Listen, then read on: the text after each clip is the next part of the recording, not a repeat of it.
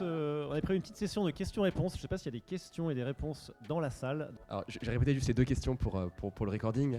Quid de la souveraineté pour les clients actuels et comment Google se positionne là-dessus? Et la deuxième question, c'est est-ce que finalement, on a forcément tout amène à Google? Est-ce qu'on a besoin de Google pour faire un data mesh successful ou est-ce que les autres ont une chance? Comme j'ai dit, un des enablers clés, c'est la facilité d'utilisation de la plateforme et de sa distribution. Aujourd'hui, Google Cloud est la seule solution first party qui est de bout en bout entièrement serverless. De temps réel, le batch, l'analytique, l'AI, la BI, on gère tout de bout en bout sans qu'on ait besoin d'administrer des serveurs. Et donc on est la plateforme sûrement la plus simple sur la data. Et la simplicité ici est clé dans sa diffusion dans les différents métiers. Donc je pense qu'on est plutôt bien positionné en effet. Est-ce que les autres ont une chance? Bien sûr, avec différents niveaux d'automatisation, de serverless potentiellement. Ils ont sûrement d'autres valeurs qui sont intéressantes. Mais je pense qu'en effet, on est plutôt bien positionné là-dessus. Mais je vais laisser mes camarades compléter sur ce point-là qui est potentiellement biaisé, mais aussi sur le côté souveraineté. Je sais pas si...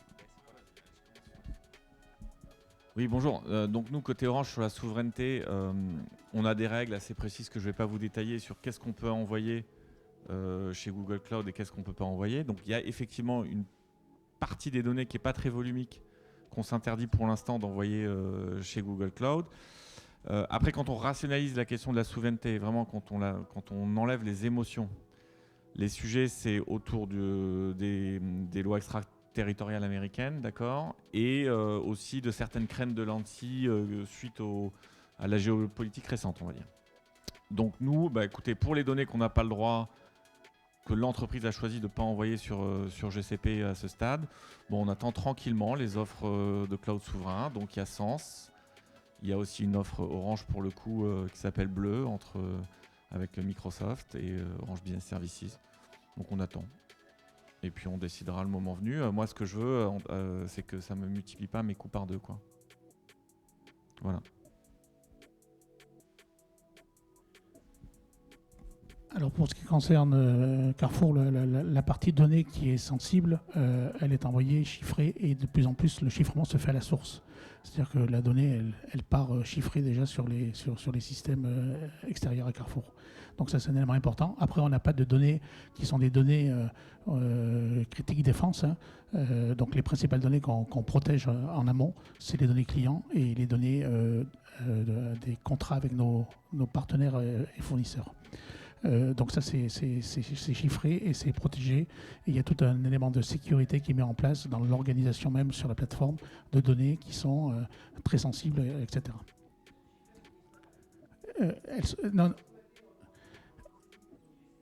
Elles sont pas anonymisées. Elles sont pas anonymisées, elles sont chiffrées, donc elles sont déchiffrables. Voilà. Mais nous, on les envoie chiffrées dans le système. Elles sont déchiffrées pour certaines applications à l'usage quand on a besoin de consommer la donnée. Mais la donnée en elle-même, dans les tuyaux, elle passe chiffrée. Je voulais juste réagir sur cette histoire de chiffrement. Nous aussi, on chiffre, on double chiffre, tout ce que vous voulez. On peut garder les clés chez nous. Mais je crois que si on va dans les débats tech, et nous, les débats tech, on connaît quand même, et nos responsables sécu, il y a toujours, même en mettant tous les trucs, il y a toujours le risque zéro. Sécu, vous pouvez chiffrer, avoir la clé chez vous.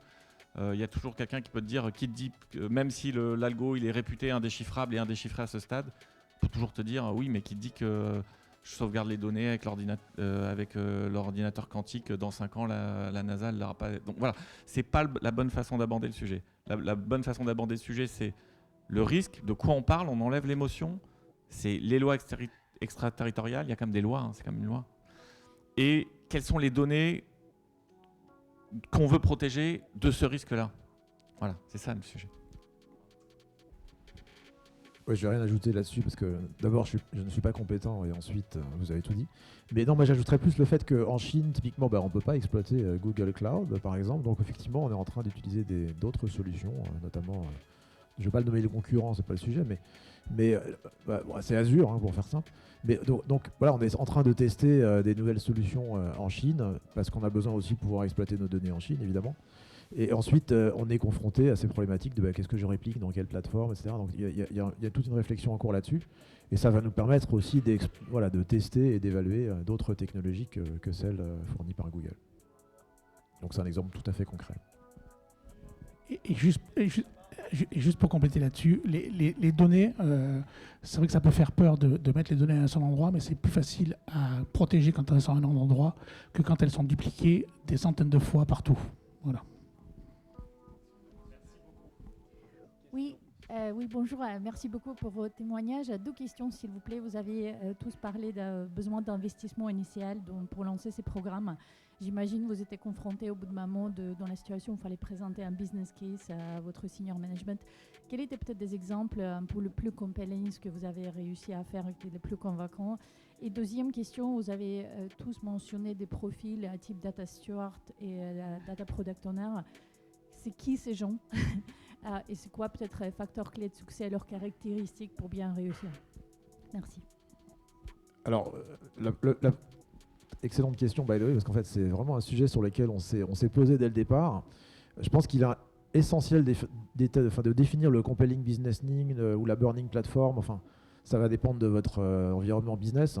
Pour nous, quelque part, le gros moteur d'accélération, ça a été cette ambition beauty tech. Avant ça, c'était effectivement très compliqué d'avancer sur ce sujet, il faut se le dire.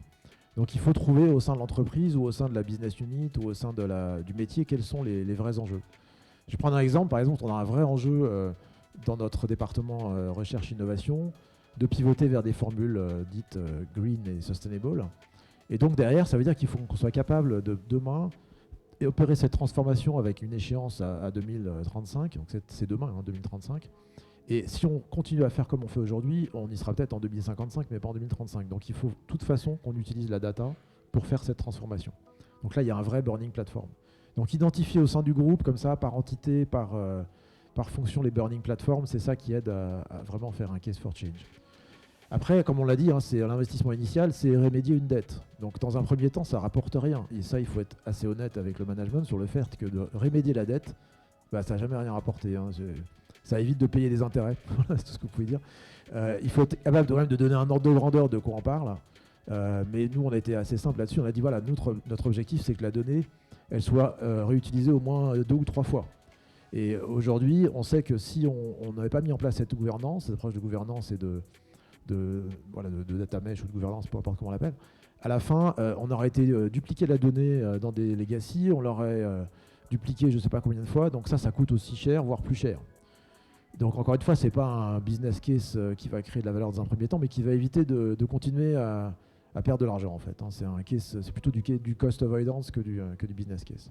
Et ça, je pense que là-dessus, il faut être très transparent. Et c'est après, une fois qu'on a construit ces fondations, que là, les cas d'usage, là, il faut être assez exigeant avec les cas d'usage pour qu'ils démontrent la valeur. C'est une autre paire de manches, on y travaille. C'est pas simple non plus, il faut se le dire. Et c'est bien d'avoir des exemples et de pouvoir derrière ensuite aller démontrer concrètement quelle valeur ça a créé pour le business.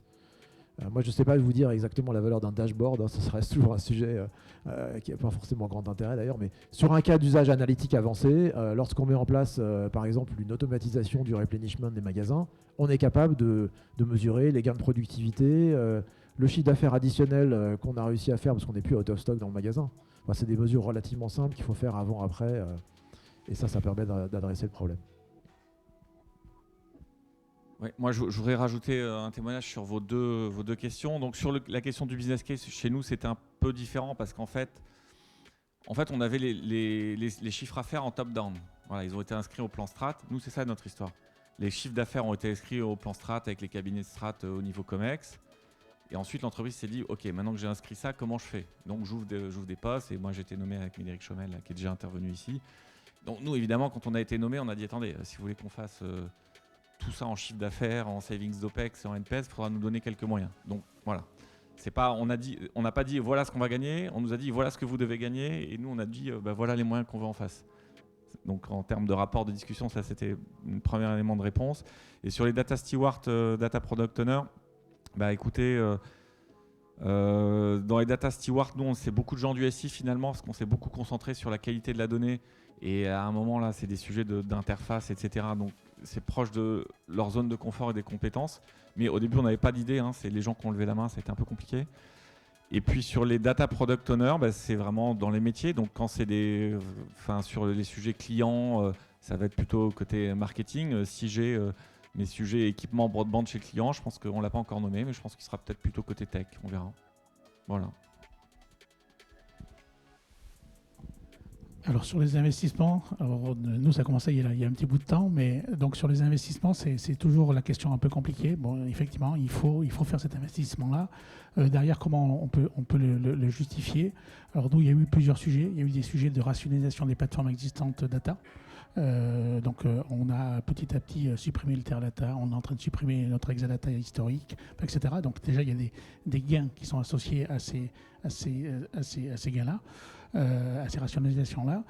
Ensuite, derrière, il y a un élément qui est important, c'est que quand on commence à avoir un vrai catalogue de produits data, donc un vrai catalogue d'API ou de données disponibles à travers BigQuery, par exemple, on s'aperçoit que le time to market des projets classiques change complètement.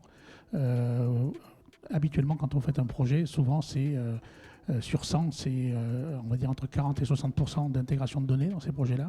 Donc c'est gérer où trouver la donnée pour alimenter la nouvelle application, la modéliser, etc. Enfin, tous ces sujets autour de la data pure et dure.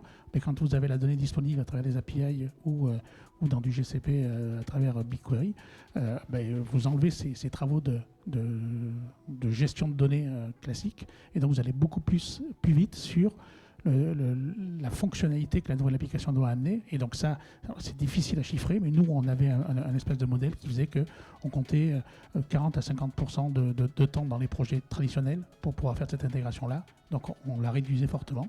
Donc c'était un élément qui était mis dans les business cases. Et ensuite, il y a tous les sujets qui étaient liés à l'apport de valeur par des nouvelles fonctionnalités. Donc on a eu des nouvelles fonctionnalités autour de la prévision, des nouvelles fonctionnalités. Alors là, il y a eu beaucoup de discussions il n'y a pas très longtemps sur le bouton anti-inflation, sur les remplacer un produit inconnu, enfin un produit indisponible sur le site e-commerce. Donc c'est tous ces sujets-là qui font qu'on est en mesure de dire combien de gens ont appuyé sur le bouton remplacer et ont pris un produit dans leur panier qui n'existait plus, qui n'était plus disponible. Voilà, donc c'est tout un tas de petites expériences comme ça. C'est celles qui sont les plus difficiles à chiffrer en amont des projets. Il faut juste les mettre dans le modèle et puis au fur et à mesure des années, commencer à capitaliser sur ce que ça rapporte chacun de ces cas-là. Donc cette partie-là est très compliquée. Pour les ressources, alors là, on n'a pas essayé de définir. Alors on a fait un descriptif de poste pour les data product owners, mais on n'a pas essayé d'embaucher ou de recruter sur des profils très particuliers. On a essayé de voir là où il y avait les gens qui étaient en mesure de pouvoir prendre le poste. Donc il y en a qui étaient côté métier, il y en a qui étaient côté IT.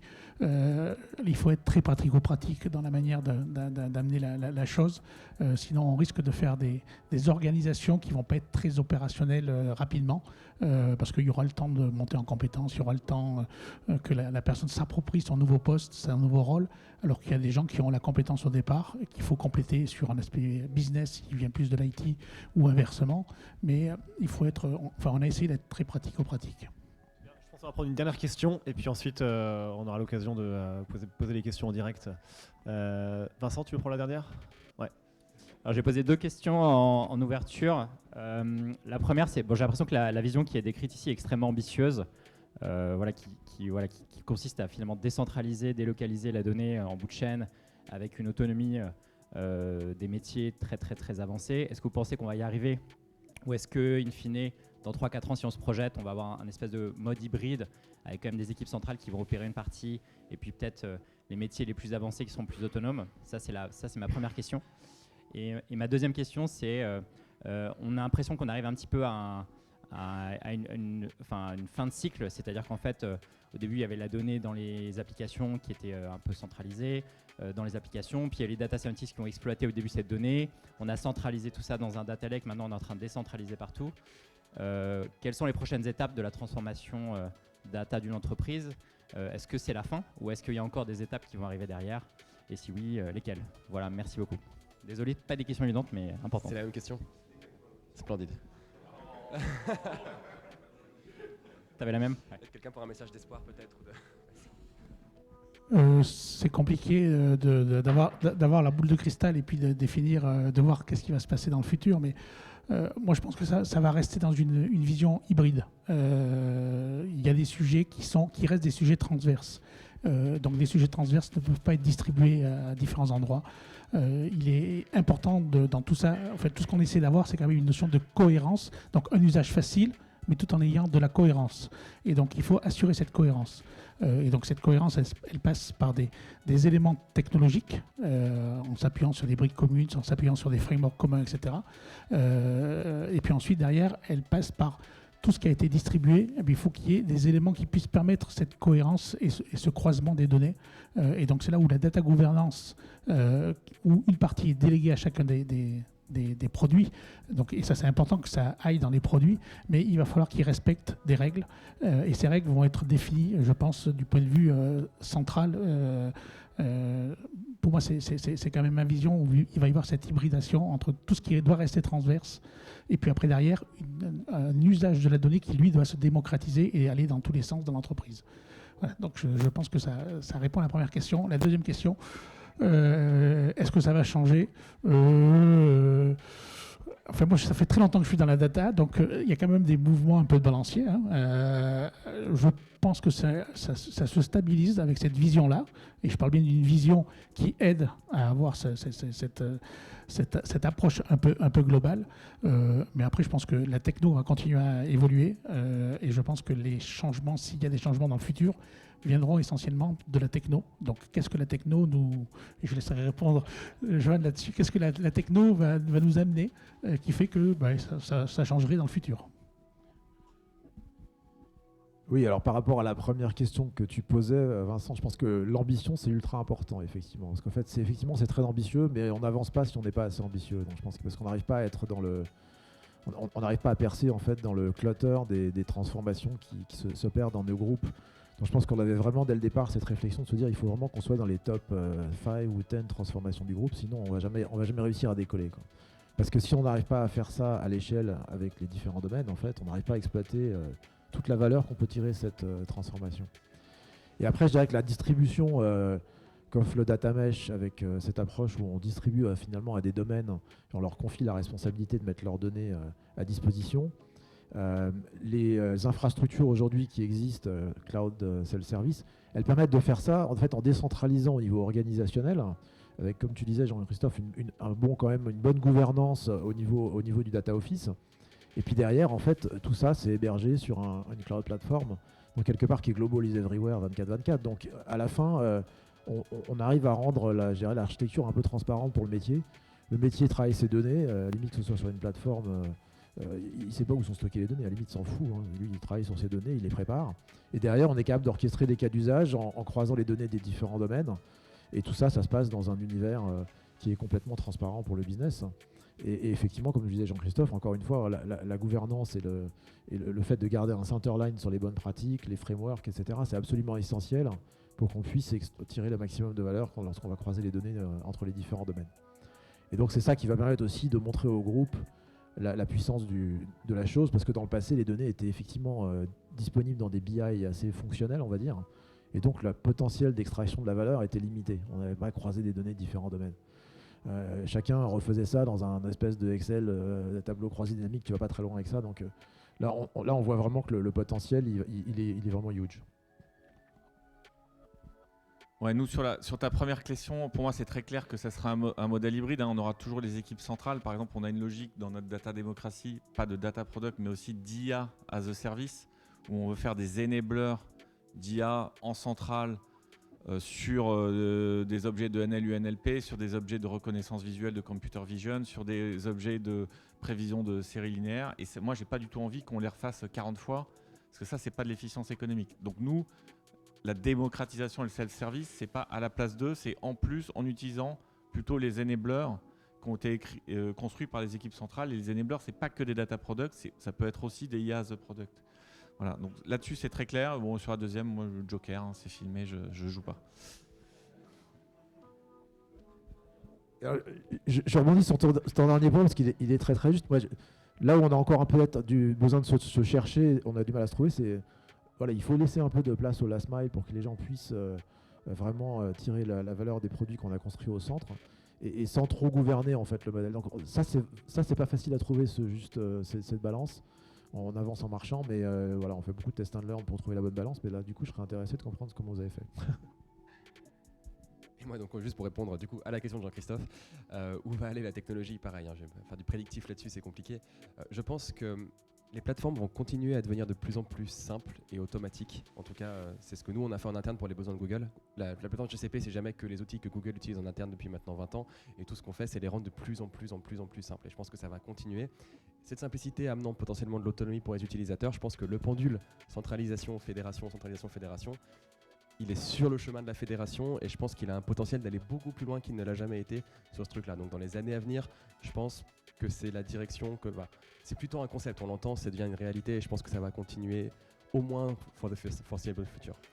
Ensuite, je pense que, et comme tu l'as dit, c'est la techno qui va apporter les paradigmes suivants. Je pense que là, pareil, les technos des plateformes vont devenir de plus en plus simples et donc amener cette autonomie. Je pense que par contre, là où la techno a un vrai retard, c'est sur les outils de gouvernance. Gouvernance avec un grand G. Donc il y a 18 concepts là-dedans. Mais en tout cas, l'outil de gouvernance holistique pour une entreprise, aujourd'hui, il est plutôt en retard. Il est plutôt justement en train d'essayer de rattraper les organisations en train d'être mises en place par les entreprises que de les driver. Et donc je pense que le prochain vecteur, on va dire de progression et d'évolution, ça va sûrement être ces outils-là qui vont faire l'extra mile, qui vont rattraper puis dépasser les besoins des entreprises et qui vont driver potentiellement des nouvelles organisations, mais c'est pas pour tout de suite. Je vais te dire un énorme merci, Brice, Jean-Noël, Jean-Christophe, Johan, d'avoir pris le temps de partager ces expériences très concrètes. Merci beaucoup sincèrement et voilà juste un mot, les matinales de data ça continue à la rentrée, la prochaine sera sur les Customer Data Platform, je crois que c'est le 19 janvier si je ne me trompe pas. Voilà, n'hésitez pas à nous faire des retours sur si vous avez trouvé ça intéressant, s'il y a des sujets que vous aimeriez qu'on traite en matinale de la data. On espère en tout cas que ça a été utile pour vous. Merci beaucoup.